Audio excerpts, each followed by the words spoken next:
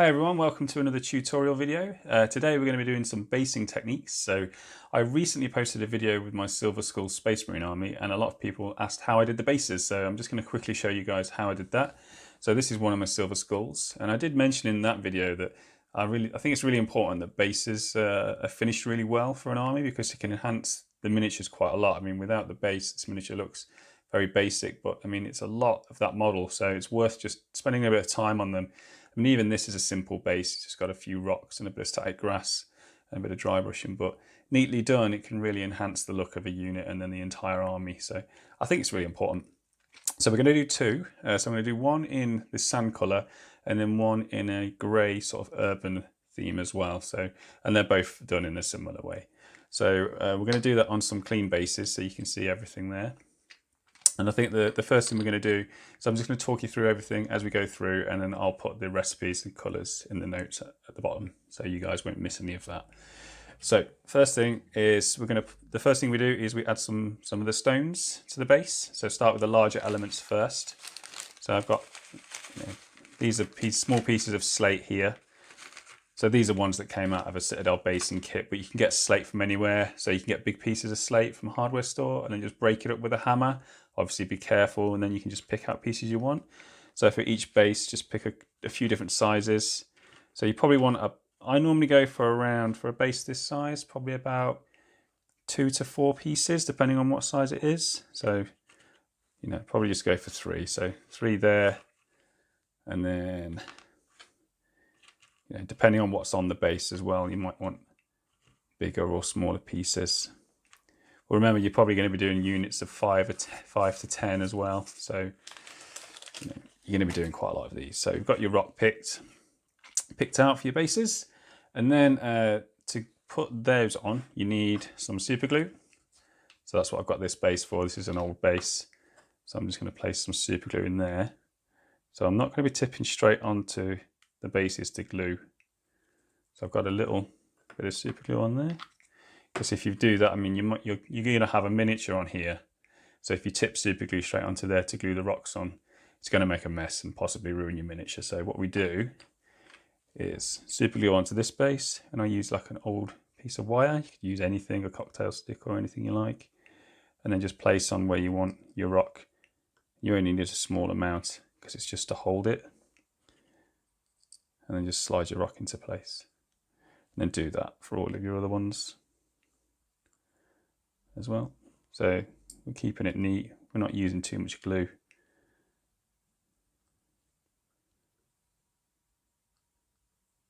And then the last one as well. Then once those are in place, you can either let them dry naturally. What I tend to do is, if I'm working quite quickly, I use this accelerator, which is quite good. So you just literally unscrew the lid, be careful with it, and then just place it on the base where you've glued, and that super glue dries pretty much straight away. So I'll do that with the next base, and then we'll go on to the next stage. So both bases will have the rocks in place. Okay, so the rocks are glued on now and the super glue is dry. So the next thing we're going to do is we're going to add the sand. So to do that, take some PVA glue, pour that onto the palette. You never need too much PVA glue. And then just using an old brush,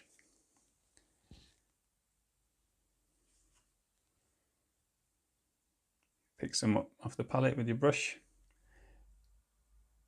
and then avoiding the rocks as much as you can. Start from the center of the base. So obviously you'll have to work around the feet of your miniature as well.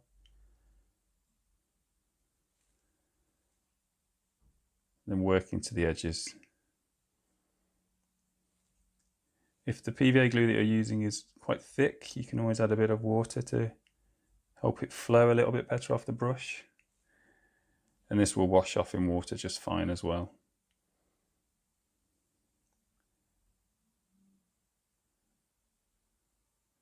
So we'll do this with both bases. This PVA glue, once you've got it on, it starts dispersing on the base because it's plastic. So what you want to do straight away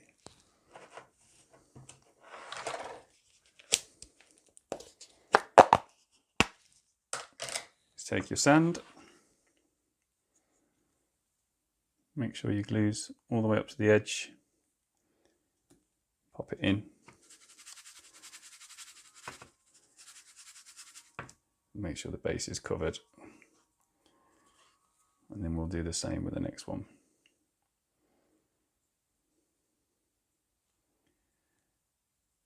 So obviously if you've got a model on top of there, you can just use your miniature to help you get your sand over the whole base.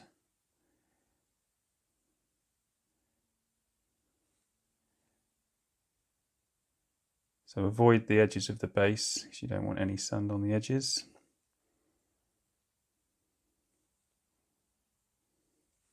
And that one can go in as well.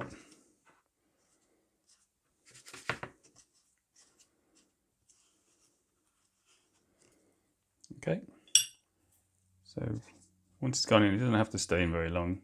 Just tap off the excess sand. And then with the edge of your finger, just go around the edge of the base like this. Just in case there are any grains of sand around the edge, you don't want any of that there.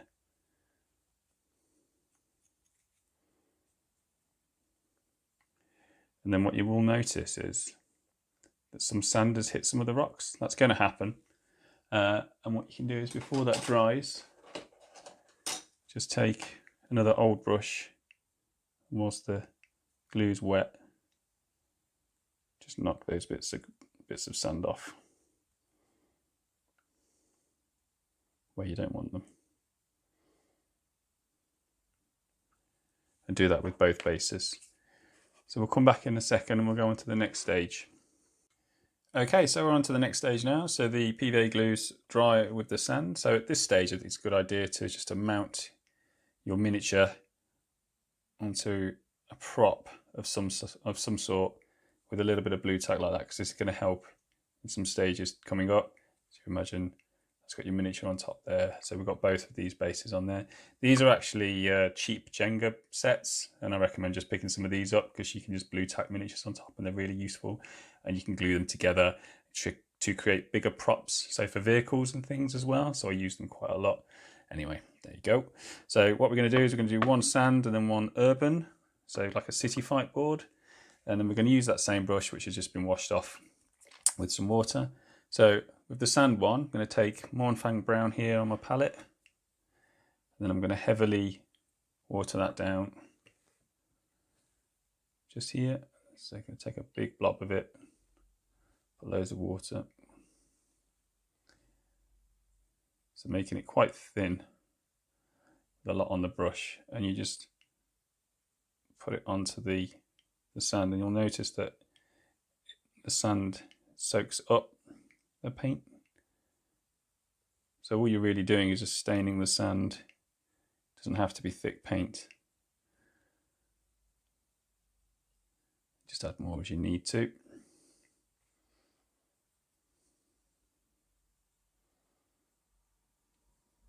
And go over the rocks as well.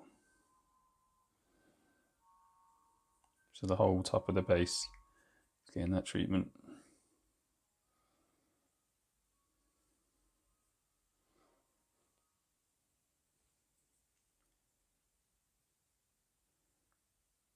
All the way around and the rocks. Don't worry about putting too much on because it's going to dry and it's very thin anyway. So that's that one. And then we'll do the same with the next one. So that was Mournfang Brown. Now this one for the City Fight one is Skaven Blight Dinge. So that's getting the same thing onto the palette with lots of water. Making it nicely thin over the whole area of the sand again.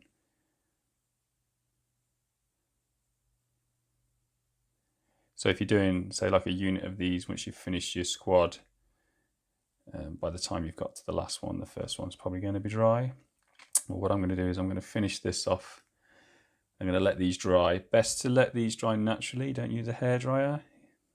You don't want to melt or crack the sand or the miniature or anything. Yeah, so I'm going to come back in just a minute once these are dry, and then we'll go on to the next stage.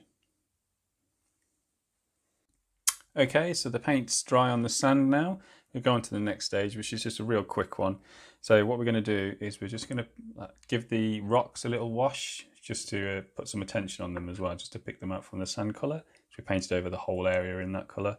So with the sandy coloured base, it's just going to thin down a little bit of black. This is just black paint. So, or you could use Nuln Oil if you wanted to. I'm just going to paint it over the whole area of the rock, and then make sure it goes down to where the rock meets the sand as well.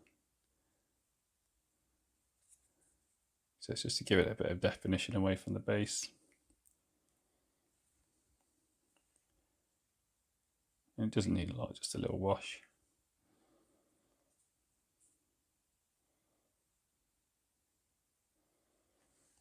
That's that. And then we do the same with the grey base, except I'm not going to use black, I'm going to use dryad bark, so it's a dark brown. So I want the rocks just to sit away from that grey, so I'm just going to pick them out in a little bit of a wash of a dark brown, just so when it's all finished they pop out a little bit from the base, so they're made out of like a different substance to the sand, so they'll sit away. So that's going to dry, and then we'll go on to the next stage. Okay, now on to the next stage. So we're going to start doing some highlighting now on top of the sand. So I'm going to use the same brush, but in a slightly different way, so you'll see that now. So the sand coloured base is going to get a dry brush of Balor brown. So I'm going to take some of that off the palette, out of the part onto the palette, and I'm just basically going to load it on. And the brush isn't going to be super dry. I'm going to be taking some of the paint off, and I want the brush to be flat like that. So basically we're flattening out the brush, and then we're going to run it over the top. So it's not so much of a dry brush, it's just like an over brush, so we're just gently hitting the top of the sand. And the reason I'm not using a dry brush is because those bristles are quite stiff and they end up springing back and then hitting parts of the sand that you don't want. So we're avoiding the rocks now, just going over. You can be as heavy or as light with this as you want, depending on the finish you want.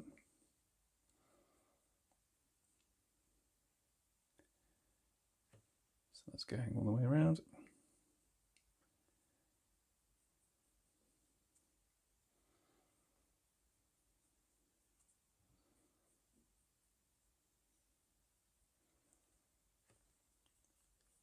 So you notice the brush is still flat. This is quite a large brush, about a size 1. Or a base coat brush if you're using other brushes.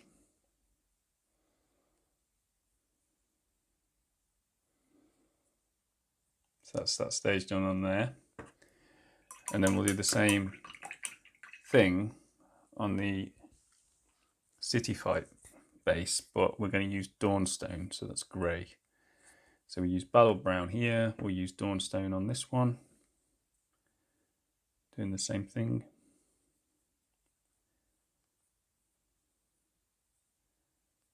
So we don't want a dry brush, just not loaded with paint and quite flat like this. You'll notice that it's nice for bases, and it's just hitting the top of that sand. So I'm going to do this on the grey base and then come back and we'll do the next stage. Okay, so we've got the first stage of the dry brushing onto the sand done. So before we go on to another dry brushing layer over the sand, we're going to actually go onto the rocks, and you'll see why in a second. So with the sand coloured base, we're going to dry brush the rocks with Dawnstone. So what we've got here is we've got a warm coloured sand, and we're going to have a cool rock on top. And here we've got a cool sand, and we're going to have some warm rocks on top. So it adds interest to the base. So we're basically reversing it for each one. So we're going to do Dawnstone, using the same brush again. So not a completely dry brush. I'm pretty much going to do the same thing, and I'm just going to run it over the tops of the rock. So you can still see some of the brown that was originally there and some of that black as well. So this is an overbrush, not a dry brush.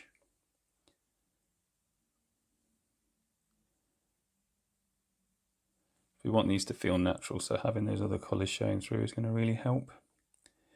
Because if you just did it solid grey, it would look very unnatural on top of this warm base. We'll do that with these.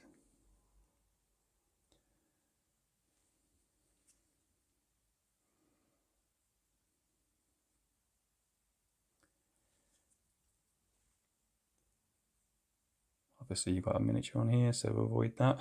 This is an invisible miniature.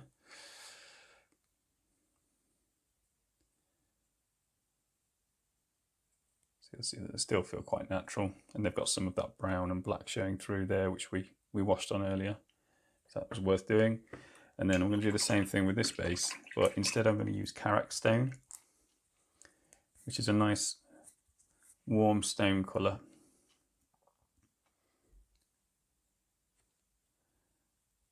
I'm just going to do the same thing that we've just done. So we want these stones to pick out just a little bit from that cool grey. So we've got a slightly warm colour now. So I'll just pop those stones out a little bit. So it's a different coloured masonry or wall or rubble or something, just so it doesn't all look the same colour. So I'm going to do these, and then we'll go on to the next stage. Okay, the next stage now we're dry brushing. So we're going to dry brush both of these bases with the same colour now, and that's going to be Ushabti bone. So it's just going to pull all of those colours together, all those different elements that we've done, so that the rocks don't look separate to the sand, and the whole base feels like it's, you know, in the same scene. So we're just going to do what we've just been doing before. So Ushabti bone onto the palette. So you'll notice I'm not using a wet palette here. Creating that flat that we want again with the bristles. And then overbrush. Lighter than what we did before. Over the rocks as well. This is what I do for my army, my silver skulls. And it's very fast once you get through a few of them. So we're going over the whole thing. Because if you highlighted those rocks in grey, and then another grey, and then highlighted them again, they would just look completely separate to the base. So you want it to feel natural, if you can.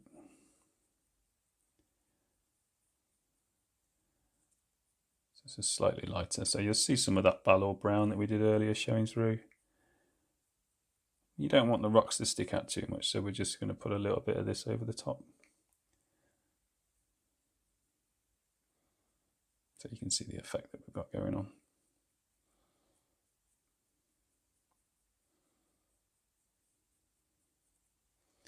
So that's that one done. I'm just using the same colour now.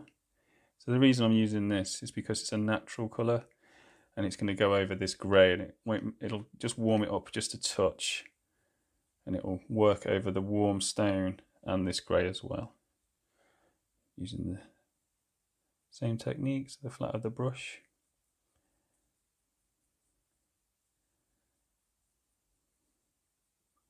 Just over the whole base. Just keep loading the brush up as you need to.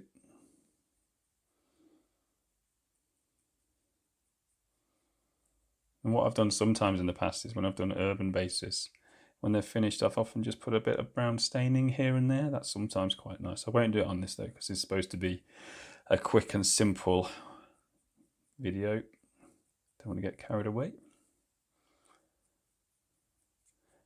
So you notice that the rocks are just slightly different in tone, different in colour, so that's just going to help. So that's that done there. Now, for any of my characters, I've taken some white paint and just given the rocks just a little bit of white paint here and there. That's just for characters. I'm not going to do it on here. It's not needed. Okay, so I'm going to go on to the next stage in just a second. Okay, so now we're ready to paint the base rims. So for the sand coloured one, we're going to use Steel Legion Drab. So some of you older hobbyists will remember this as Graveyard Earth. So this is Steel Legion Drab. What we're going to do is just get it onto the palette and add a touch of water to it. because we still want it to be quite opaque.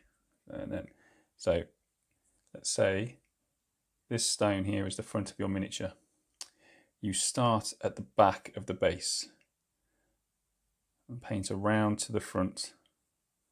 Keep your paint moving as fast as you can. Don't let it dry. You don't want any streaks on your base. Keep it going all the way around. This is why we put them on props at this point. So you're not going to touch that base edge. All the way around to the back.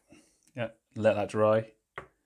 And do the same on the next one, because obviously you're going to be doing more than one, because you've got a squad. And then for this urban one, we're going to use Storm Vermin Fur. So this is a nice warm grey colour. Same again, just a touch of water in there. So let's say this rock here is the front of the miniature. We'll start at the back. And the reason we start at the back and work to the back is that if there is any join where your paints meet, it's at the back where no one hopefully will see it. And you'll also notice that I've traded the old brush out for a decent brush now.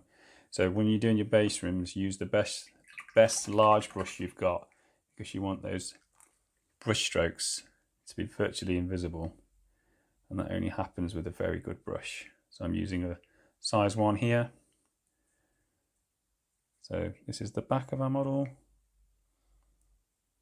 Working around again because this is dry, nice and fast. You'll probably find you'll need about 3 layers over these base edges. It's definitely worth doing. Because one of my pet hates is seeing base edges with bits of sand on them and not finished properly. It just makes me cringe quite badly. So yeah, I'm a bit of a perfectionist when it comes to that. So this is the front, this is the back. We'll start at the back.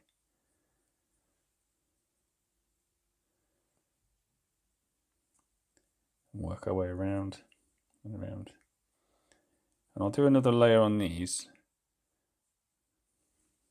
But what I wanted to show you also is when you're doing this, you'll notice that some of the top, the black, will show through on the edges. So just go around with some of the base edge colour. Just neaten that up as well. So I'll do another layer on these so it's solid, and then we'll come back in a second. Okay, so now we're on to the final stage of the bases. So what I'm going to do is 2 different things. So for the sand base, I'm just going to add a little bit of static grass onto there. This is the kind of thing that I always do for my silver skulls. So we'll do the static grass on this base. But on this base, this is more of an urban city fight base. So we're not going to add any grass onto this. You can if you want, because there's probably sometimes bits of tufts of grass around the city here and there. But instead, just to add a bit of interest, I'm just going to wash some brown onto it here and there, just to show that you don't have to add static grass if you don't want to. You can add different colours to add interest and do different things. So the first thing we're going to do is this base, we're going to add some static grass. So again, we're going to take some PVA glue, just add a little spot of that onto the palette, and then taking the old brush, we're going to basically just blob on in the areas that we want the grass.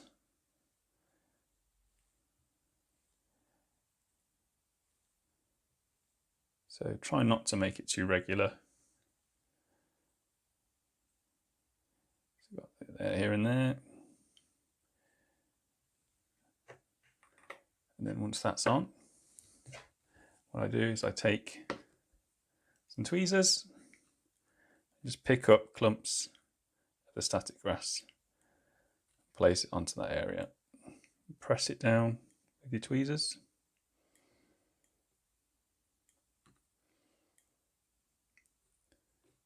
So don't be afraid about using too much.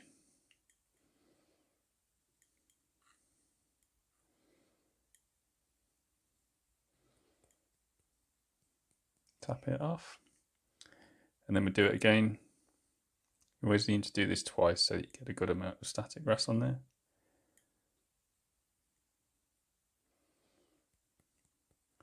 Then what I'm going to do now is, the static grass is quite flat now because I pressed it down. I'm just going to blow on the base just to raise the static grass up now. And just gets rid of the excess grass and then just helps it spike up into the air and makes it look realistic. So that's that base pretty much done without it drying. And then we're going to do this base. We're just going to wash some warm brown. So this is Doombull. And I'm going to water that down on the palette quite a lot.